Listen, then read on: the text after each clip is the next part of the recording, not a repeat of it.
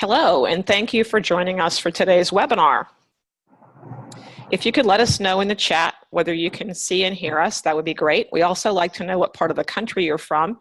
And if you want to include your purposes for joining us today, that would be great as well. We like to know who's in our audience. We're going to give folks a minute to log in and get settled in. And as we do that, we're going to just say a few things as we get started.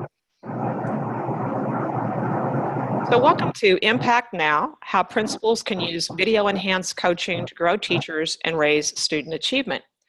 Today is part 7 of a 9-part webinar series, The Value of Video Through the Lens of the Teacher.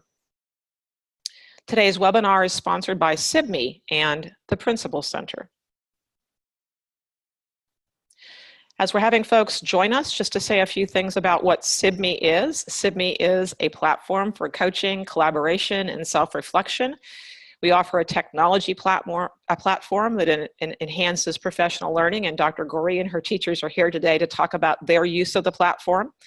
We're a professional service provider. We know that the technology alone isn't going to ensure successful implementation, so we've become very good at helping folks onboard that process and get started successfully with the implementation of video.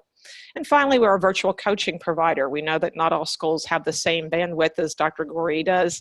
And so for those schools that don't have instructional coaches or who are stretched a little thin, we have our own cohort of amazing coaches who work in a 6-week cycle with teachers who are new or struggling or just want to improve.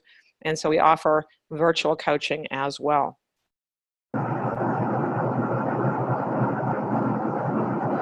In the chat, if you could let us know if you've joined us for any of the previous 6 webinars, it would be great. We'd like to know if you were able to join us before, or if we're looking at an audience that's relatively new to the work that we're doing and the topics that we're covering today. So we do see that some folks are starting to respond in the chat.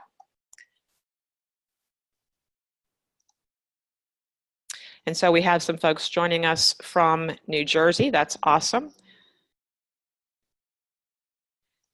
Very good. All right, moving on. So let us know if you've joined us for any of the previous webinars so that we know if we have a brand new audience or if we're really talking to folks that have some of the background and foundation of this plan and this process. If you haven't joined us before, we are showing you a link that will take you to the recordings of the previous 6 webinars. We really encourage you, if you haven't had a chance, we really encourage you to go back and listen to these webinars. Each is about an hour in length and very, very powerful. They will help to build really a foundation for you as you go through this process.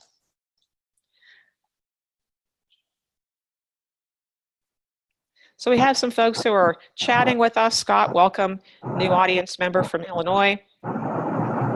We've got folks who are telling us they're new to us, new for the first time. Folks from California, thanks for joining us. We're excited to get started. We are recording today's webinar, so please bear that in mind, and we will be sharing the link from the recorded webinar as we share all the links from the previous recorded webinars with those who are in attendance.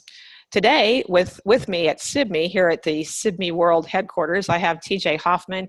He is the Director of Customer Success as well as Marketing, and he is manning the chat today. So if you ask a question about CIBME or how CIBME works, anything related to the platform itself, TJ is going to answer that question. And if you ask us anything that's related to the content of today's webinar, I'll be asking Dr. Goree and the teachers that are joining us from her school to answer that for you as well. So I want to give us a big picture for today's webinar. This is a 9-part webinar series, and we are in the 7th part of the 9-part webinar.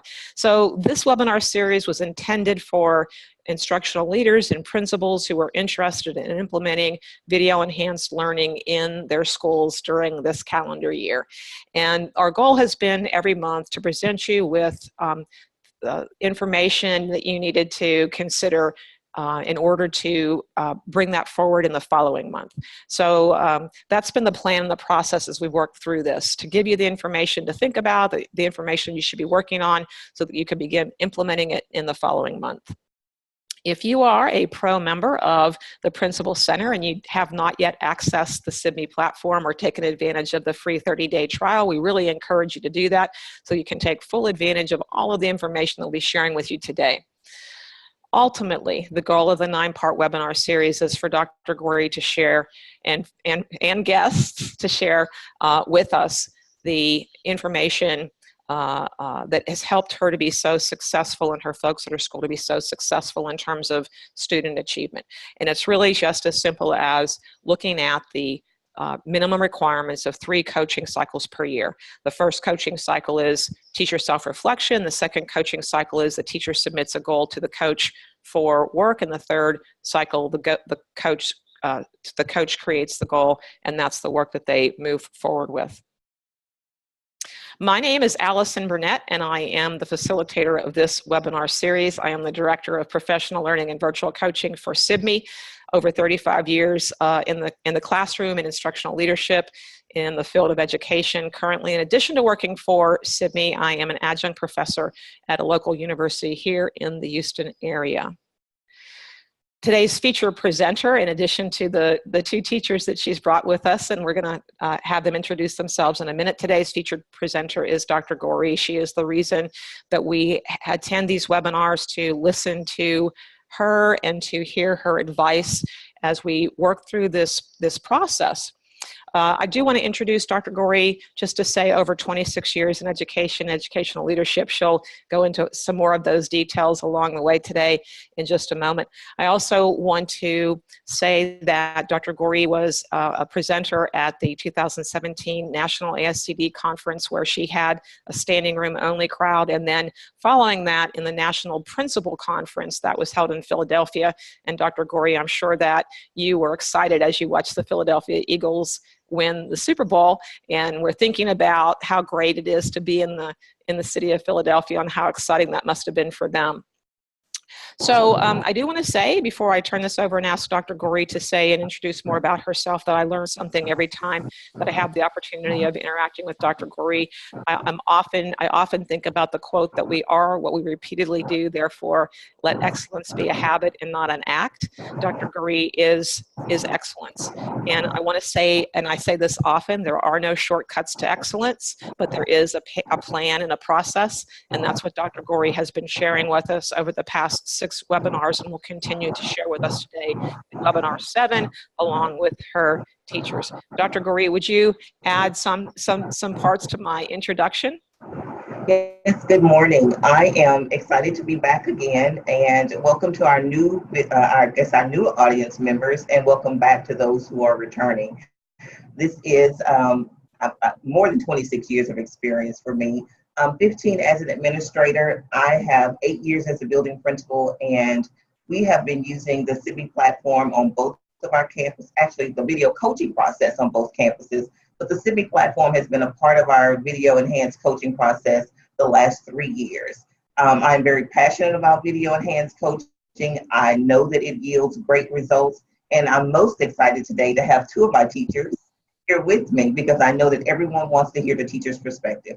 The principal can say what the principal says, and I can share what I believe is happening, but to hear it from or see it through the lens of the teacher and hear it directly from them is definitely going to be something that's going to benefit all of our listeners today. So I'm excited to have Krystal Williams and Deborah Gest with us today. Deborah Gest has been at Franklin. She has been here for a while. I am her 4th principal since she has been a teacher here at Franklin, and Krystal Williams joined the staff the same year that I joined the staff. We both came to Franklin together. Neither of them had any type of relationship with me, but they accepted this video enhanced coaching process, and I want the audience to ask a lot of questions of them, dig deep into their thoughts and get their perspective of how they feel about this process. So welcome, everyone. Absolutely, thank you. Krystal and Deborah, would you introduce yourselves, please? Hi, I'm Krystal Williams. This is, as Dr. Goree said, my 3rd year here at Franklin. This is also my 3rd year in the Cy-Fair District. I have 11 years of teaching experience. I'm a pre-K teacher now. Thank you. Deborah? Hi, good morning. My name is Deborah Gest. I have been teaching since I started my passion back back in 1989. You guys can do the math. I've been fortunate to teach in 4 different districts here in Texas and 1 in Ohio. This is actually my 21st year at Franklin Elementary. As Dr. Goree said, this is my 4th principal, and I can just say that she came in with passion 3 years ago, just like you mentioned earlier. Well, thank you so much for introducing yourselves, and we're excited to hear from you in our webinar today. Before we do that, though, let's do a quick review of the objectives we've covered in the past 6 webinars. There's lots of folks who are on the webinar today who did not join us for previous webinars. I want them to know what they missed in a sense, and I want them to be curious enough to go back and listen to the recordings of those webinars, which will be very, very insightful. But just to give them a little bit of that information, Dr. Goree, would you review for us the main objectives from the previous 6 webinars? Oh, of course. Webinar 1, the overall theme of Webinar 1 was setting the stage for video enhanced coaching. It was the opportunity to calibrate your leadership team, to introduce it to your staff and make sure that you capitalize on that one opportunity to get it right, and just prepare for successful implementation all around. Webinar 2, preparing for coaching cycle 1, that's the teacher self-reflection cycle. And I believe that self-reflection is one of the greatest forms of professional growth. SIVME also provides an opportunity, we talked about that in webinar 1, that an opportunity is provided for leaders to inspect what you expect through the SIVME analytics. Self-reflection is a private opportunity for our teachers, but I can definitely look in the analytics to determine if it happened. Not seeing their video or what they captured in video, but I can just see that the video has actually been uploaded. So we talked about how SIVME helps with that process in webinar 2, and the importance of the self-reflection process. In webinar 3, we bridged self-reflection and the teacher-selected goals.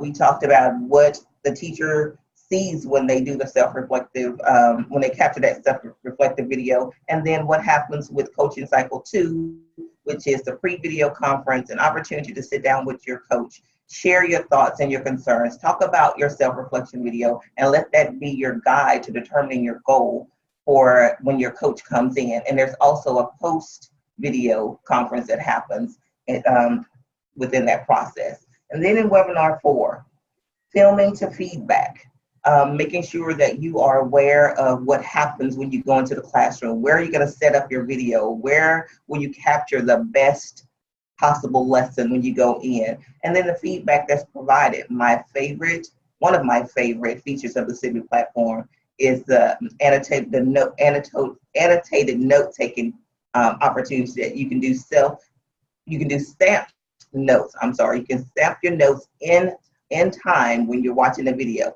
Type it and it's going to time stamp it. So that's one of the things we talked about in webinar 4.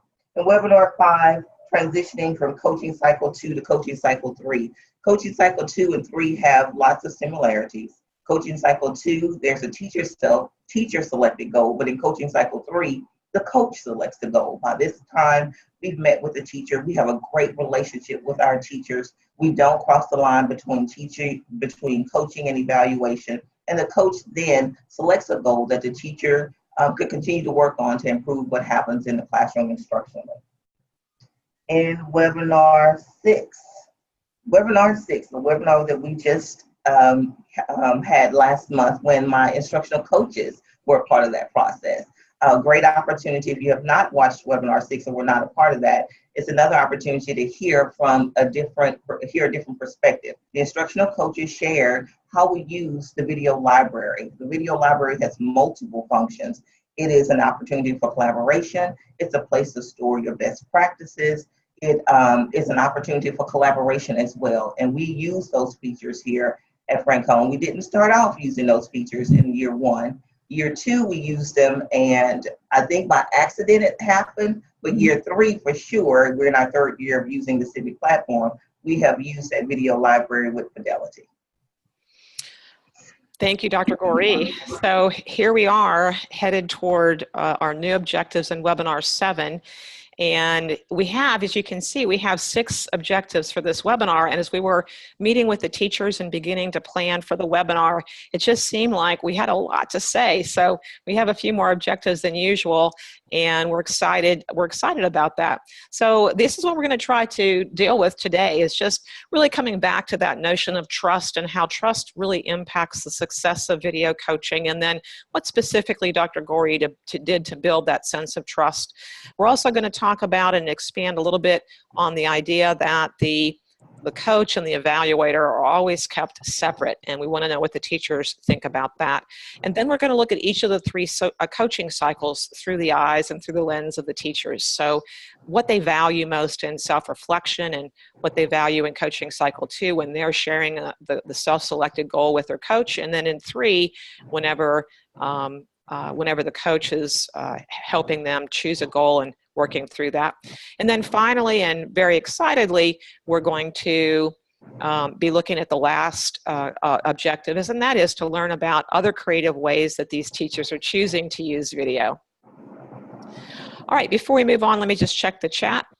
Oh, all right, very good. So let's just continue on then as we progress into objective number 1. And Deborah, I'm going to ask you to start with us here as we look at objective 1. As Dr. Goree says, you have been at this elementary school for 18 years, and you have been through a lot of administrative changes, a lot of cultural changes, I'm sure.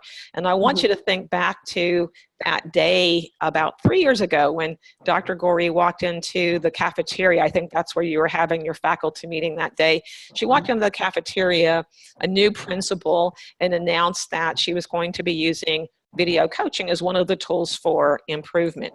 So I can imagine that the way she rolled that out to the staff, to the faculty, was pretty important. She must have done some things that day to build a sense of trust, both with her and with the process that she was explaining to you. So talk to us about that day. Can you give us some more specifics around what she did, what she said to build that sense of trust, and how you reacted to that? Sure. Well, you have a new principal coming in, there's an apprehension right there. You start out thinking, oh, something new is going to happen. I kind of look forward to it. Something new brings change, and change is good. She came in with confidence and passion. The way she spoke, you knew that she was in it 100%. And she presented it in a way that was not threatening at all. It was a way to improve myself as a teacher. In improving myself, I also extend that to my children. My children get the benefit of my growth. And I had to think, too, that anyone who was coming into Franconia did it by choice. I mean, she could have easily said, no, I don't want this job, but she did take it. And I will say this, that at some of our professional development, there were times when, you introduce yourself to the people around the table, and I say I'm from Franconia, and the response is, oh. And so you have that like, oh, I want this to be different, and this is a way for me to make it different. And that's exactly how she presented it. It's a way to grow. We're going to be better. And I was all in. I wanted to do what she had, and I'm thinking, our best, our most critical person of ourselves is us. And so I think the video would be great for us to see. Someone comes in and evaluates you, you get to hear what they saw, but you don't get to go back and see it. But the video coaching allows you to go in and see what exactly is happening, how it was said, and what strategies you can do to improve in your classroom. Great. And that's a great segue really into the difference between coaching and evaluation. But first, I just have to ask you this question. You've been teaching for 18 years, and you made a comment that the day that Dr. Goree walked into that cafeteria and said, we're going to be using video as a coaching tool, you said two things. One was change is good, which is maybe not how everyone feels about change. And the second thing you said was you saw it as an avenue to improve yourself. And I think that that becomes part of that culture of continuous growth and the desire to be the best us for our students. And I heard you say that. But I think there's lots of folks who think, I've been teaching for 3 or 4 or 5 years, and I've gotten pretty good at this. I don't know how much more I can grow. So when you say after 18 years, you saw the opportunity to improve yourself, I just think that says a lot about you. Thank you. Thanks. Yeah. So let's go ahead and see. So Krystal, is there anything you want to add to what Deborah said about that day when Dr. Goree walked in and announced, here you are, it's your first year. Now you'd been teaching, but it was your first year at Francone. And she walks in and says, guess what? We're going to use video for coaching. My response was a little different than Ms. Gest. Coming from a district who didn't do video coaching, and honestly, it was a little more relaxed coming in and trying to learn curriculum in a new school district, and then being told that you were going to have video coaching. All I thought was, oh my God, there's somebody else coming in my room to see what I'm doing wrong. And I had my apprehensions about it in the beginning. But the one thing that I've learned working with Dr. Goree is nothing we do is just because. And she says that continuously when we're doing things that we've done in the past years or when it's something new. We don't do anything just because. Everything has a purpose, and it's always for the betterment of our students. And at the end of the day, that's what I'm here for, to better my students. So once I got that in my head and realized, okay, it's going to be okay, I can do this. It's become something that I trust and I stand by. Very nice. It reminds me of what I've heard Dr. Goree say before, and that is you have to have your why. Why are we doing this? We do things with purpose, and we have to be clear with our teachers as to why we're doing things. And it sounds like the message got across to y'all. Dr. Goree, is there anything you want to add to that, the memory of that day, or the importance of building trust from that very first infomercial? Well, walking into a building and a campus that was struggling. Francone once was a struggling campus. We are no longer, but once was a struggling campus. And I knew that work needed to be done. And I knew that I had to capitalize on that opportunity when we were all together for the very first time in August to share what we needed to do in order to move this campus in the direction where, when you say you're from Francone, people are now saying, oh, what are y'all doing there? Oh, I hear it's positive, 100% positive. Everyone wants to come and visit. Everyone wants to know what we're doing, and we're happy to share. But I knew in order to get there, we had to do some things that had not been done before.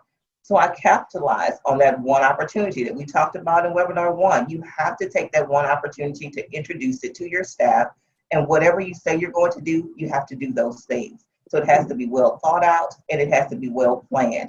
We don't do anything just to do it. Everything has a purpose, and the purpose is students' growth, student success. And that's how it was presented. And we have not wavered in what we've said we were going to do. And that helps to build and sustain trust in the process. Very nice. So we're going to take this pause here to see if anybody wants to post any questions in the chat regarding Objective 1, which is really tightly connected to Objective 2. But we do want to take a pause and see if anyone has any questions regarding what we've talked about so far, and that's the importance of trust. And I know that one way we build trust is to have just expectations, but also to be clear that we're going to help you meet those expectations. And I think that was just a really important part of Dr. Goree's infomercial that day.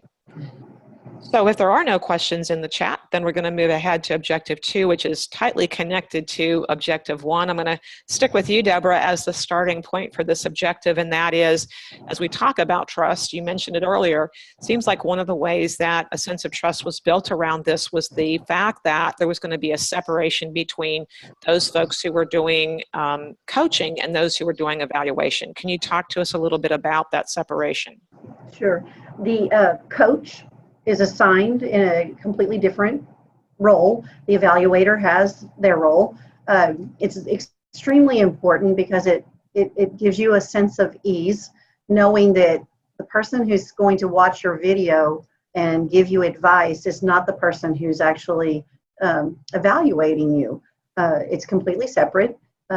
It gives you a sense of no fear. You get to be completely honest with yourself and with your coach. You get to see exactly what's happening. I mean, there's no, well, when you wrote, an evaluation, you just don't get to see what they see. I mean, you're in the mix of it and you're in the middle of the teaching, and then later comes the evaluation. But in video coaching, you get to go back and really scrutinize what's happening. You get to see, what is it I can do that will improve my classroom? Looking for strategies or anything that you can do to improve, and that's the ultimate goal. And just having a coach there and knowing that they're not there to tell you, oh, you did this wrong, you did that wrong, or this is what you need to do. It's really about what can we do to make this better? What are your strengths? The strengths are one of the things that I thought was outstanding. Is like those bright spots that they point out in our videos. It's like, oh, I am doing that right. So it's really, it gives you a sense of ease when you know the coach is there to help you grow, and it's completely separate from evaluation. Nice. Krystal, do you want to add anything from your perspective to this objective? I'm just kind of piggybacking on what Deborah said. Your coach and your evaluator are two totally different people. So you don't have that cross communication to worry about. They're not sitting in a room saying, oh, look, I went in there today and saw this. Make sure you look for that too. It's totally different. It's separate. And it gives you that reassurance. And it goes back to that trust. Your coach honestly becomes somebody that you can go to, not just during the coaching period, but anytime. The coaches that I've had in previous years, there are times where I can go back and say, hey, do you mind helping me with this? And you build that trust and that confidence in them to know that they have your back at the end of the day. That's great. Dr. Goree, do you want to add anything to this idea of the separation between the coach and the evaluator? Well, relationships are key in an instructional coaching process. And if I'm your evaluator, not that we don't have a relationship, but it's a different relationship when you know that I'm evaluating you. So in order to make sure that the teachers benefit from the instructional coaching process, they reach the maximum benefit, we have to separate the two. The relationship between the coach and the teacher is phenomenal, to the point that, as I shared in a previous webinar, even after our 3 cycles are over, teachers are still sending us a video. I added this video to the huddle. Can you go and watch this mini lesson that I did? Or can you give me feedback on my questioning? It continues on. That's why we separate the two, because the relationship is important and it builds that trust, as both ladies have previously stated. It's the trust factor. So you have to have a separation. Very nice. So let's take a pause here and see if anybody wants to ask any questions in the chat about either Objective 1, where we're talking about the importance of a trusting relationship around video, or the separation of evaluator and coach, which is one of the ways we build trust.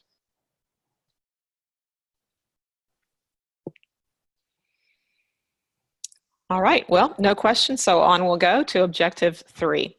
So Objective 3 is beginning now to understand the coaching cycle, and it's coaching cycle 1 that we're going to look at, and we're going to really see the value that the teachers find in that coaching cycle. Before we get into the specifics, though, of coaching cycle 1, Dr. Goree, I wonder if you'd walk us through a little bit of this timeline for implementation of cycles. Now, I have to say that I know that this calendar I'm showing isn't completely accurate for this year. This year we had Hurricane Harvey here in the Houston area. We've had a couple of ice days, so things are not quite normal. But in a normal year, talk us through this implementation calendar for the principals and instructional leaders who are wondering, what does this look like in terms of time? Well, we have 3 coaching cycles, as you can see on the screen. The first coaching cycle is self-reflection. It's the greatest form of professional growth, and we self-reflect every single year, multiple times a year. We require it once, but the teachers do it consistently. That happens usually by the end of September, so roughly 30 days. In Texas, we usually start school second or third week of August. So we give them from that moment until the end of September to do the self-reflection piece of that. Then while the teachers are doing their self-reflection, we as an administrative team are calibrating. This year we worked on better feedback. How do you give better feedback to yield better results? So every year as a coaching team, we calibrate as well. And then cycle 2 starts. That's the teacher selected goal cycle. Cycle 2 goes about mid-November-ish or something of that. Around mid-November, we go right before the Thanksgiving break. And then after that, we go into cycle 3. And we end our cycle so early because we want the kids to benefit from the instructional coaching. You can't coach all year. Well, you can, but we don't coach all year because we want our students to reach the benefits of the changes and the instructional improvement that happens in the classroom. We do continue coaching with teachers who struggle a little bit, what we call heavy coaching, if they are unable to align their instructional practices with the campus instructional goals, then we continue that process. As mentioned in a previous webinar, that should be a very, very, very small percentage of students, of teachers, 1 to 2 teachers maybe. We've had 1 or 2. We've had 2 then since we've been using this process in the 3 years that we've been using this process. So as I mentioned just a few minutes ago, the teachers continue to send us videos, so the coaching continues. Then we go into using our video library, posting those videos in the library. We use the CIVI platform for collaboration. We use it for our PLC, so we continue to use the platform just in a different way. But if a teacher wants to continue sending her coach videos, his or her coach videos, they are welcome to do so. But we do end in enough time so students can benefit from the instructional improvement. Very nice. It's always so helpful when we can be really concrete and show folks just the actual example of here's how it looks, here's the number of weeks involved, here's why we do it this way. So let's continue then focusing on the objective we have before us right now, which is objective 3, looking at coaching cycle 1, which is the coaching cycle for teacher self-reflection. Krystal, I want to start with you this time, and I want to ask you from your perspective to talk about coaching cycle 1, and if you would, build a little context for our listeners by talking about the structure or the process that's associated with coaching cycle 1, and then what value you find in this process. Sure. With the coaching cycle 1, the teacher self-reflection, it's an opportunity for the teacher to record themselves and kind of in private without having their coach there, doing a lesson or for me, it's since I'm a pre-K teacher, a portion of your day where you feel like you could benefit from the most growth or somewhere that you feel like you need to reflect on the most. It gives the teacher the flexibility to use your any technology in the classroom that records. We are fortunate enough to have hover cams, so you can use your hover cam. It can be as simple as using your phone and then just uploading it to the CIVI platform. For me, it was very beneficial because it gives you an opportunity to, 1, get comfortable with the camera.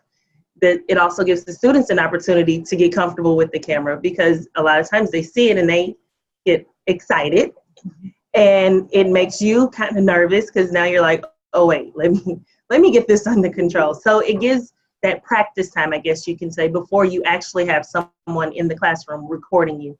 And also it just gives you an opportunity to reflect. I mean, as teachers, we reflect after each lesson, after each day. But with your video, you actually get to sit down and go back and see from your students' perspective, did you reach your goal of that day? What is your audience really taking in when you're up there teaching your heart away?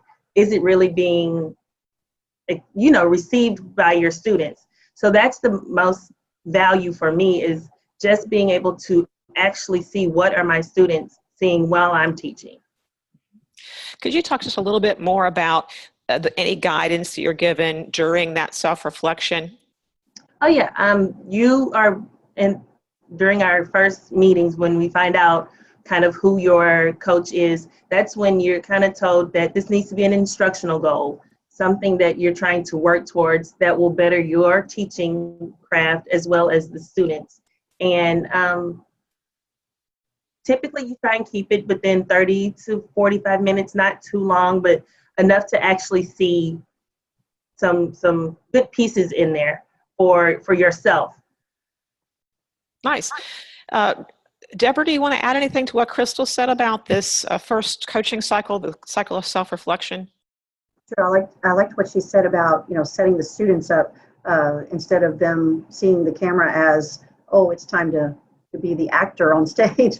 Once I'm addicted to it. I'll just say that. I keep my cell phone. I've got a tripod myself that I keep in my room that I use, and it's in there all the time. so that I'm able to just go over, turn it on, and the kids are used to it. It's something that's just normal in our day.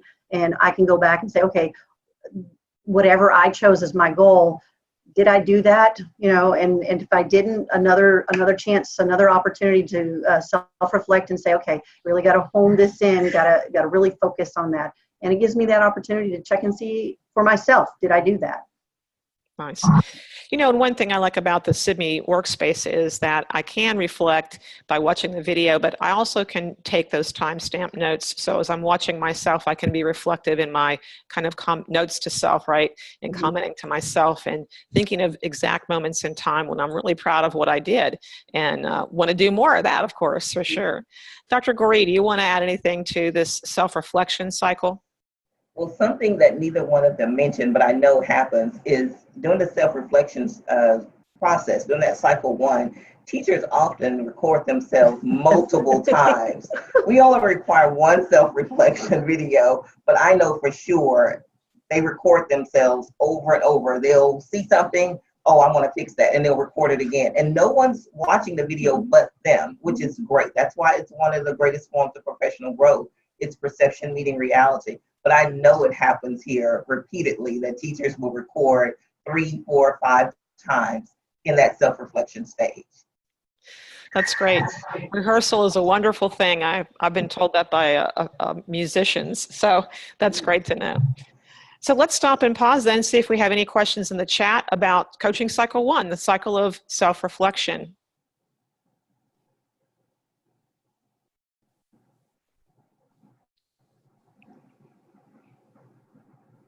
All right, well, on we go. I did my best wait time there, so you'll be proud of that. Let's go on to objective 4. So objective 4 is understanding coaching cycle 2 and the value that teachers find in that. Krystal, let's stick with you to start things off. And I'm going to ask you, again, keeping that same format we used before, talk to us a little bit about the process and the structure of coaching cycle 2. We've seen the timeline, of course, but the structure and the process of cycle 2 and the value that you've found in that cycle. Okay, with coaching cycle 2, this is when you have your pre-conference. That's the first thing with your coach, and that's basically when you sit down, you meet with your coach, you kind of get a feel for each other, and then you that's when the trust really starts right there. Talking about what you feel like are things that you could grow in your classroom, what areas you'd like to grow in, because by now you've done your self-reflection, you kind of have an idea of where you need, where you would like to improve. So during your pre-conference, you set a goal with your coach that you've selected for yourself, and you set a time that you'd like for your coach to come in and see where they could help you, where they could coach you, basically. From there, your coach comes in, records your lesson, and goes back and gives your feedback. Your feedback comes in the form of a question, bright spots, or ideas. And those questions may just be things that they saw in the classroom during your lesson that maybe they weren't sure about, or something that may be basically what they were unsure about. Then those bright spots are areas where they saw you, I like to say where you were shining the most, where they could tell that's something that's really good going in your classroom. And then the ideas are maybe those areas for improvement, things that they feel like, oh, I saw you do this, you could also add this to that. So it's feedback that's really beneficial to you. Then you have that opportunity to go back, read over it. You can comment back on any of the feedback that they left you. And during your post-conference is when you get to sit with your coach again and basically talk about that feedback, talk about your video, share ideas. And once again, that trust is there where you feel comfortable sharing what you felt or what you took in from that feedback, and that you guys get to just collaborate basically on how you can improve moving forward. I honestly love that cycle too, because it gives me an opportunity to say, okay, I saw this, this, and this. This is how I'm going to improve it. It's a plan. It gives you somewhere to go and somewhere to improve. And you have enough time, as Dr. Goree says, to make those changes so that you can see that improvement in your students. That's great. Deborah, do you want to add anything to this cycle 2, the cycle where the teacher has selected the goal? You select your own goal. You hone that in. You're really getting that to grow. You're trying to make that better. I like what Krystal said about a plan moving forward. You know where you're going, and you know it's going to impact your students. Very nice. And Dr. Goree, is there anything that you want to add? There's a common thread here throughout this webinar, and we started off with it, and that's trust. That's just another opportunity to build that relationship. And the coach reiterates all those things that we said we were going to do when we first introduced this video coaching process. Those things are reiterated in that pre-video conference. It's an opportunity to relax, for the teacher to ask any and all questions, and for you to build that confidence that this is strictly for student growth and teacher growth. So that cycle 2 is it's very important. And we do the pre-video conference. Even though we've been doing it for 3 years, we still do that pre-video conference because your coach is not always the same person every year. But we want the teachers to have that opportunity to build that trusting relationship with their coach. Very nice. So again, we'll take a little pause to see if anybody has any questions about coaching cycle 2, the cycle where the teacher has selected a goal and asks the coach to work with them on that goal. And as Dr. Goree says, we are seeing a theme emerge here, and it's the theme of trust. It sounds to me like everything I'm hearing, it's the opposite of I'm looking to get you, I'm looking for what you're doing wrong, I'm trying to shame you into change. It's none of that. It's such a positive growth experience, and when we keep in mind that it really is about making sure that we're the best us for our students. Well, so let's move on to objective number 5. And so for objective number 5, understanding coaching cycle 3 and the value that teachers find in it. And Deborah, I'm going to ask you to start this time as we explore this a little bit. This is where the coach now has selected a goal. And again, if you'll help us in the same way that Krystal did, and that's by giving us a little bit of that structure, the process that you follow or that's associated with this particular coaching cycle, and then the value that you find in it. Okay, so you've had your video, you've submitted your video, comments have been made, you've had an opportunity to reflect on it yourself, and you sit down with your coach and you're like, okay, so this was our goal. How well did you grow in that goal? If that goal is something that you met, it's like, well, let's find something else that you can improve on. And it's just another way to put another tool in your toolbox.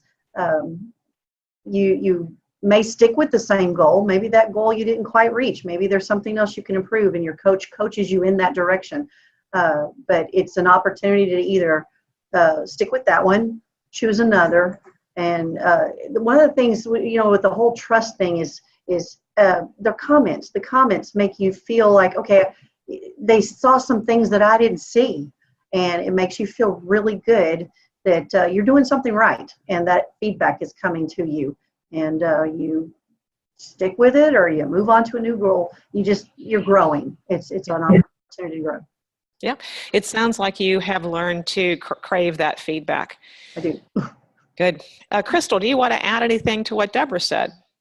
Just with the coach selected goal, it gives you other eyes to see where you could improve. Because of course we reflect on ourselves, but sometimes you need that other set of eyes, that other perspective to see what other things that you could grow in, or what other things you're shining in. Sometimes you need that confidence booster sometimes, just to say, look, you're doing a really good job, keep going. And sometimes you just need a push, like, hey, you're doing a good job, don't get comfortable, keep going. That's great. That is great. Don't get comfortable. There's the quote of the day. There you go. Dr. Goree, do you want to add anything? And then we do have one question in the chat. Well, you stole my comments when you said they crave the feedback. They are so eager. When we get to cycle 3, they are excited and eager to hear the coach's feedback or the coach's goal for them. Okay, what do you want me to, what do you see? What did you see in cycle 2? Or what are you going to work on next? And it's so refreshing. But it only happens again because of that common thread of trust. But that is exactly what has happened every single time that I've sat down with a teacher for coaching cycle 3, it's always been a positive experience, and they were eager to hear, what are we going to work on next? Yeah. So let's go to the chat. We have a question in the chat, and Vicki is asking, so I wonder about let's see, I've skipped one. Luann is asking, so what do you do when a teacher identifies, and I think this might be relating to objective, to cycle 2. What do you do, and so I'm going to give this a question to Dr. Goree, what do you do when a teacher identifies an area for improvement that isn't maybe as needed or important as another area might be? What do we do in that situation in cycle 2? Well, as a coaching team, when I mentioned that we calibrate and we grow during the teacher self-reflection goal, we work on coaching calibration. One of the things we work on is questioning and how to guide teachers through questions, through asking questions. So if a teacher chooses something that you know is not maybe the area that will have the greatest impact, you just start asking a couple of questions, related to their self-reflection video, or related to you having been in their classroom, because we still go in and do walks in the building and visit every classroom. So we're aware of what's taking place in the classroom. There are no surprises ever. We always know what's happening. So you just ask a couple of questions and try to guide them in a different direction. You don't choose the goal for them, because that is not the process. But through a questioning process, you can get them, because that does happen. You can get them to the place of seeing, oh, well, yeah, maybe we should think about that instead. But you always let it be a teacher-selected goal.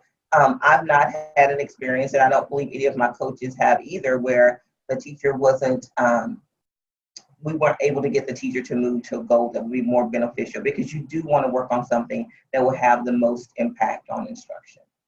Very nice. And then we have one more question in the chat. This is from Vicki, and she's saying, I'm wondering about, and she's talking about coaching cycle 3, I'm wondering about the co-collaboration of a goal. Is this part of cycle 3? Is that part of the process of cycle 3? Or do you feel like that really happens in 2 and 3? It depends on where the teacher is. As I just explained, if the goal is not something that's going to impact instruction, because the whole point of video enhanced coaching is to improve what happens in the classroom. So if that's not why you're doing it, then don't use video enhanced coaching. So if you need to be collaborative or co-collaborative with the teacher, then use that process. This is just what works at Franklin Elementary, and we're sharing our journey through this process. And if you need to have a collaborative goal, cycle 3, it's not that the teacher doesn't come in and the coaches say, okay, this is what we're going to work on in cycle 3. It's based on what we captured in video for cycle 2. And then the teacher goal is based on what they captured during their self-reflection. So they all build, they're intermingled. They're not 3 separate cycles. They all relate to one another, and they all have a purpose for supporting the next cycle. That's great. Also, sorry, but one thing, just adding to what Dr. Goree said, when we start our teacher self-reflection back in cycle 1, back to with that guidance, is that you're directed or kind of led into creating some self-reflection so that you're improving along with the goals of the school, of your campus. So your goals, you try to ensure that your goals are aligning with those goals of your campus, so that everybody is improving, not just yourself, but the campus as a whole. We're all in this together. So you try to align all your goals from the beginning with that of the campus. Yes. And I believe, as I recall, those goals are called instructional guarantees. And I love that.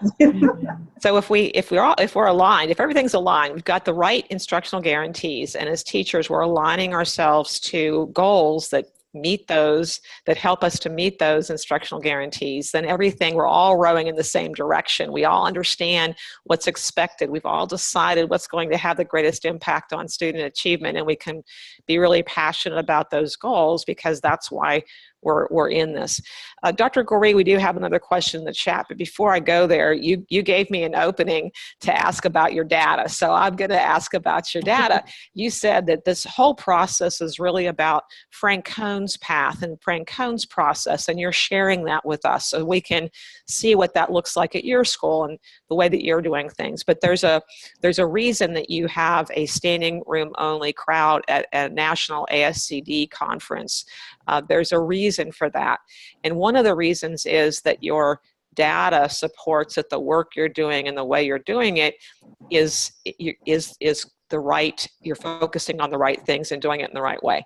So would you share with us a little bit of your data from the last couple of years, or whatever you feel comfortable in sharing? Oh, sure. In my introduction, I said Franklin once was a struggling campus, but we no longer are. We're still a work in progress. Yes, we are. But in the first year, my first year here, we grew by double-digit gains in all tested content areas for STAR. All of our content areas grew double digits. Year 2, we continued to grow. Of course, when you grow that much in the beginning, you cannot grow that with those same leaps and bounds, consistently. It's just not possible. But we continue to grow and continue to see substantial growth year after year, where instruction, of course, has a great impact, or discipline has a great impact on instruction. We had huge change in our discipline as well. Classroom disruption is one of the things that we took a close look at, and we reduced classroom disruptions by 90%. When instruction is happening in the classroom, when kids are truly engaged in the classroom, there's not a lot of time for off-task behavior or misbehaving. And just through this process of teachers being able to see themselves, reflect, and having a coach coach them and give them guidance, we have restructured the way classroom practices happen overall. Disruption overall in the classroom decreased, as well as discipline referrals altogether. I believe we were 63 or 68%. I can't quote exactly that number. It's either 63 or 68% reduction in discipline referrals our first year. And again, we had a drop this past year, and we're expecting to see the same thing for this school year. So this video enhanced coaching process has truly impacted instruction and behavior here at Franklin. Thank you for sharing that data. And now that we have everyone's attention, because that data does grab our attention, let's continue ahead to objective number 6. And as we were preparing for today's webinar, this objective emerged just as part of the conversation that we were having with the teachers. And it's probably the objective that I'm most excited about, because really it just was mentioned in sort of just an organic discussion, and here we are, it's objective 6 in webinar 7. So objective is that there are other creative ways that teachers are choosing to use video beyond what is required or beyond what we're asking them to do in their coaching cycles. So I'm going to ask Krystal to talk with us a little bit about this idea of choosing to use video. And as we were talking in preparation for the webinar, Dr. Goree was sharing and Krystal was sharing that she had filmed herself because she wanted to show her peers what she was doing. She wanted them to see what she was working on. She wanted to share. And I have to tell you that, having been in education so long, I can tell you that that is a counterintuitive to how a lot of teachers feel. And the idea of, you've heard the expression, what happens in Vegas stays in Vegas. I think that classroom teachers feel that way a lot. What happens in my classroom stays in my classroom. I might be excellent, but I'm going to be an island of excellence. I'm not going to share too much of what I'm doing. And I think that happens for a lot of different reasons. We're not here to explore maybe the past and why all those things were the way we looked at things in the past. But here we are. We're looking at teachers who are in the classroom, and I'm thinking we're looking at the future of how things are going to be. So Krystal, talk to us about some of the ways that you're using SIBME and using video in creative ways beyond the coaching cycles. Sure. One of the things, like you said, I record myself teaching lessons or using new technology, using new resources that we've been given, just to, one, it makes you feel good to highlight yourself. A lot of times we, like you said, we're our biggest critics, but it's something that you can say, oh, look, I'm really good at this. I want y'all to see. Also, especially here at Frank Home, this is one thing that I've loved about being here and under Dr. Goree, is that I'm not a teacher of just my 20 in my classroom. I'm a teacher of all 900 plus students that are here. So what I'm doing that's good in my classroom, it's almost my responsibility to share it with the other teachers and give them that opportunity. It's kind of selfish for me to say, I'm doing this great for my kids, but your kids don't get to see it. So it's an opportunity just to share some great things with your colleagues that they may also be able to use in their classrooms. We also use our videos for planning. Sometimes it may be, hey guys, let's look at this and see how we can use this resource, or how we can use this this lesson. Getting feedback from your peers, your other teachers. I was new to the pre-K grade level, so I really had no clue what I was getting myself into, but having my peers to kind of help me and my team to say, oh, look, you could do this with that activity the next time you do it, really helped during our planning time. Also, we do book studies pretty much every year, every semester. So bringing how you're using that book to improve instruction in your classroom is another way that we kind of use the SIBME platform at our school. Very nice. Deborah, do you want to add anything to that? Sure. I was just thinking, I'm the old dog, and you can teach an old dog new tricks. Sometimes collaborating with our peers, you see them do things and they've got strategies. You're like, I didn't think about that. I could use that. And I'm constantly stealing. I'm sorry, I'm a thief. I steal ideas from other people, and it helps me in my own instruction. Mm-hmm. And Dr. Goree, do you want to add anything to that objective? Well, as principals and leaders, we have a bird's eye view. We get to see everything that happens in the classrooms on a regular basis, but the teachers don't get to do that. They didn't get to do that until we started using Video Enhance or the SIBME platform, because you can capture a lesson, put it in a video library, and add everyone to your huddle or to a collaborative team, and everyone gets an opportunity to see what's happening in the classroom. It has definitely improved our collaboration among our staff. Teachers are very comfortable. They're comfortable with the videotaping process completely. We don't require that they capture themselves and share it with their colleagues. Not this year. It's coming in the future. But they do it on their own. They're already doing it because of their comfort with the process and because of their trust in the process. Well, thank you so much, and on we go. So once again, offering you the opportunity to ask any questions about the content of today's webinar as we start to wind down and head toward our homework assignment. Are there any final questions for our teachers? And I know that Dr. Goree has told me in the past that she gets lots of questions about the teacher perspective on this, and that's why we're so excited to have them here with us today to tell us through their lens, through their eyes, about this process and the value they find in this process. So any questions then regarding today's content, any of our objectives? While we're waiting for you to do that, let's promote our next webinar, Webinar 8. And I can tell you also, I'm just going to jump ahead a little bit to Webinar 9, because I think in Webinar 9, Dr. Goree is going to share with us a little bit more about some of the plans for next year. And it looks to me like collaboration might be high on that list. So don't be surprised, y'all. So here we go, Webinar 8, which is going to be on March 8th. And we have some objectives to cover. Dr. Goree is going to invite a couple of her administrators to join us for the 8th, and we're going to look at, through the lens of leaders, then the administrative leaders, and the importance of calibration. Dr. Goree mentioned the importance of calibration a little bit earlier, and just why that's important and how they achieve that calibration within their group.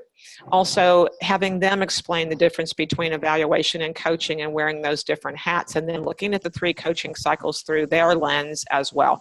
So when it's all said and all done, we will have looked at those 3 cycles through the lens of the principal, through the the lens of the instructional coaches, through the lens of the teacher, and through the lens of Dr. Goree's fellow administrators as well. So we've looked at it really through every perspective that I can possibly think of. So we do have a question in the chat before we head on to our homework assignments, and I'm going to read this question. It says, what can you say about how beneficial it is for the teacher to observe the video first alone, or for them to observe it for the first time along with their coach? So that's the first part of the question.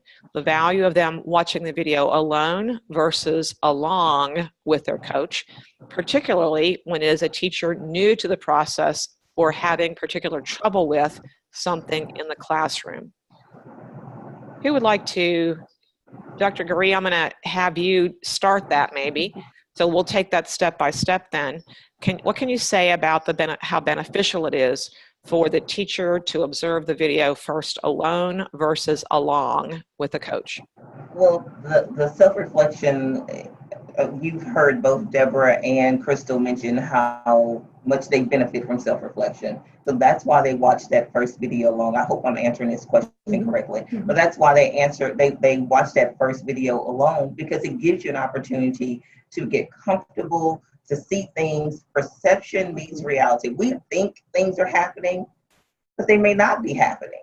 And you don't have an opportunity to go back and see if they happened if you don't have video there. So that is imperative. We will always self-reflect. That cycle will never change for us. Watching it with the coach, because you get a different perspective. You need someone else's perspective, and you need some feedback from someone else. Self-reflection is great. The coaching cycle is great. They work hand in hand. They benefit each other. So there's purpose and benefits to using both of those processes and completing both of those cycles the way that we have completed them, have generated great results for us. Good. Krystal, Deborah, do you want to add anything to that? Alone versus along? Well, for me, it gives you that opportunity to have your reaction first, opposed to you're sitting with your coach and you're like, wait, I didn't do that. It takes away the defensiveness of it all. Like, you get an opportunity to have a reaction, because sometimes you're like, wait, why did they say this? And then you get to go back for yourself and see that, opposed to they're sitting right there and you're like, why did you say that? It gives you that time, honestly, for me. Like Dr. Goree said, it gives you that extra set of eyes, just having someone else's perspective on what you've done. And it's not a negative thing, it's a positive thing. They're looking for positives. I'm not sure if the person who asked the question is new to the platform or new to this webinar, but even when we send our timestamp comments, the teachers get to watch the video alone, and they read the timestamp comments that we provided, and then they send feedback to us. So when we get to our post-video conference, of course, it is now an opportunity just to reflect on the questions and the comments that have been shared. So they do see it by themselves, both videos, the self-reflection and cycle 2 and 3, they see it by themselves before they watch it with us. Cycle 2 and 3 provides them an opportunity to see what our feedback is regarding the lesson they taught, and then they send us comments back. So the second part of that question, and I'm going to read between the lines a little bit here, is the notion of alone versus along, particularly when it's a teacher who's new to the process, or maybe somebody who's having particular problems with classroom management. So I think reading between the lines, maybe there's the implication that, is there value in someone watching their video alone when perhaps they in effect, they're trapped in their own trapped in their own development. They know what they know about classroom management. They watch the video and they see there's classroom management issues, but maybe they don't know what to do about it quite yet. Awareness is important as well. So if the video allows you to become aware, and it opens you up to receive feedback. Oh, I didn't know that I was having these issues, with classroom management, but it makes you aware. So it helps lead the teachers into an acceptance mindset when you get to the coaching cycle 2. So nice. Yes. All right, and we have another question from Vicki, and she's saying in regards to creating goals in cycle 3, have you shared the list of goals or instructional guarantees for your campus? I love the wording of instructional guarantees for your co-aligned goals. So I think we've shared the reflective questions, maybe not specifically the instructional guarantees. Is that something you're willing to share with our listeners, Dr. Goree? Yes, we have shared, when the teachers do their self-reflection, we do give them some guidance for questions to think about when they're watching their videos, things to look at, because you want to make sure, again, as both teachers said, that what they're doing aligns with our instructional guarantees or our instructional practices here on campus. Otherwise, then we're not doing them for the benefit of students. Our instructional guarantees, and I just happen to have them with me, our instructional guarantees, the content objective is posted and integrated with feedback every single day. Sorry for the extra noise. Students will use academic language, authentic student engagement, technology integration and interaction, and small group instruction with purposeful talk. Those are the things that we guarantee will happen every single day for every single student at Franklin. So we'll find a way of attaching that in the where we're sharing the recordings of the webinar, and so people have access to that as well. So let's continue on. Again, please do feel free to ask a question in the chat. We're not quite done yet. We're just working through a few things. So we have some homework for those of you who are listening today. It really does go beyond listening. Even if you were listening actively, it moves to action. So let's talk about some of the actions, some of the homework we suggest that folks work on after today's webinar, Dr. Goree. Well, the first assignment, or the first bullet for homework, is building that trust. You've heard that mentioned throughout this webinar, that there has to be that element of trust. The second one is, how many coaching cycles will you use? Do you need to use 3 cycles, or does your coaching process need to include less cycles if you're just starting, or more, or a variation of what we do? It has to be personalized for what you need, or what your campus needs. And then decide how you're going to encourage teachers to use it beyond just the coaching cycles, because we are using it as a collaboration tool and a professional development tool, and it has great benefits in that aspect. So decide how you're going to use this platform once you go beyond the teaching and the coaching cycle. Good. You know, and you said something earlier, and I just want to reiterate it, and that is, this is a process. The first year that you used video for coaching at Frank Cone, you weren't using the video library at that point. In fact, you said, you know, we kind of stumbled upon that a little bit. We weren't using it for collaboration necessarily. So these are things that we build out over time. When we first get started, we start simply. We start simply in a way that we can manage things, and then we build on to those as we grow, and as we grow in the process, and as we learn, and as Sydney releases new features that allow you to do more and more things on the platform. So don't feel like you have to start with 10 things. Start with 2 and do them really, really well. So finally, I do want to encourage you, if you don't have any questions, I do want you to let us know what resonated with you today for the webinar. What really struck a chord? What did you hear that really mattered to you, that you would really take away? It's really important for us to hear what you have to say around this. What mattered as you were listening today? What resonated with you? I could certainly share mine. I don't want to take anybody's example, but I have to say that whenever I heard my new mantra, "Don't get comfortable," that's what resonated with me. We do tend to like to get comfortable. Now, Deborah said we like change, and I was thinking maybe, but I certainly like when things get comfortable. So that's what resonated with me today. What resonated with you? If you could let us know, those of you who are participating and listening today. So I do have Justin sharing with us. Yes, seeing teachers' commitment to growth is inspiring, and I have to agree with that as well. As Deborah said, been doing this a long time, been doing this for 18 years, and I still want to grow. I still see ways that I can improve. And I just wish that we all felt that way. I think we just get to that sense of, I've been doing this for 6 or 7 years. This is as good as as I can get, and that should never be the way.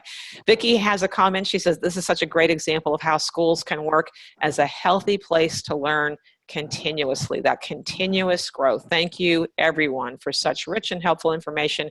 The foundation of trust is obvious as a strong, stable platform to work this way. The scaffolding process of the timeline and the cycles is brilliant, and yes, it is.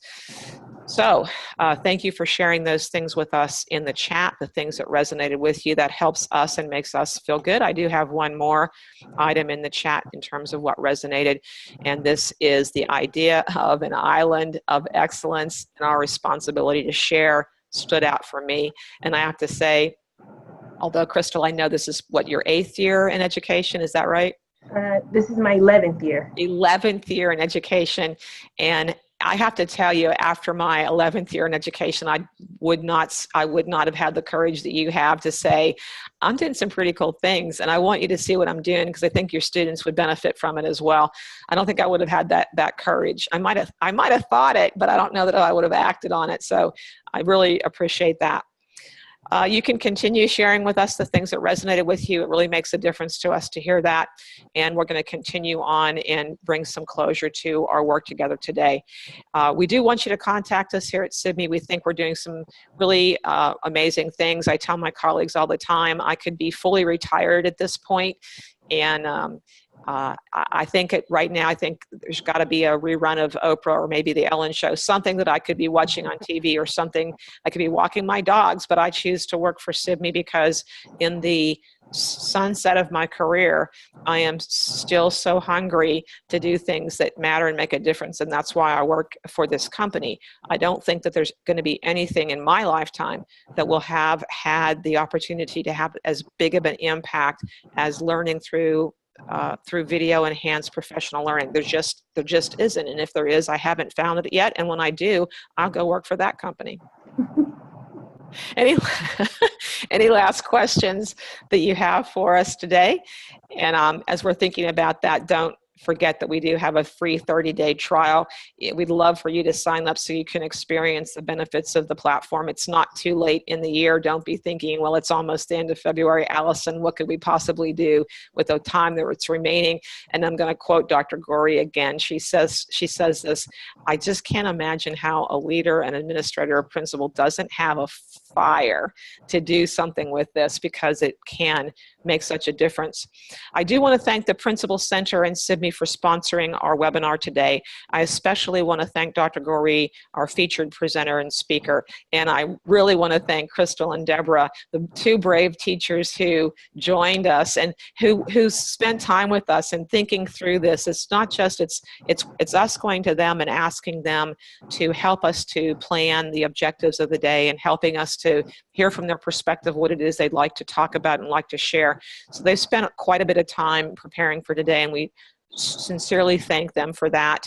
And please know that there are teachers and administrators and folks who listen to you today, my brave teachers, and who heard the things that you said, and who are going to be less reluctant and more motivated to go back to their schools and back to their faculty with the expectation that I want my Krystals and my Deborahs to step forward and be counted, and I want their voice to be heard as we work toward increasing student achievement. Thank you all so much. We'll be posting the recorded webinar for those of you who joined us today. Have a great rest of your day.